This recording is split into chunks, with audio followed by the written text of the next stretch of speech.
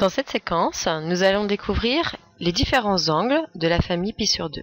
Nous venons de découvrir que ceci est le cercle trigonométrique parce que nous avons un rayon de 1 et que dans ces cas-là, nous avons une correspondance qui dit que lorsque je pars d'ici et que je tourne dans ce sens-là, si je déroulais un fil autour du cercle, notre longueur serait 360 degrés et on avait vu que la longueur du périmètre de ce cercle valait également 2π. Donc nous faisions une correspondance entre 360 degrés et 2π. Donc ceci était une mesure en radians qui peut être aussi abrégée rad.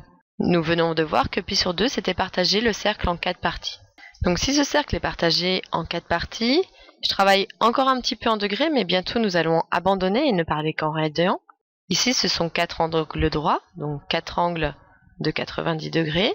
Donc pour passer de la première configuration à la deuxième, le partage ça a été divisé par 4.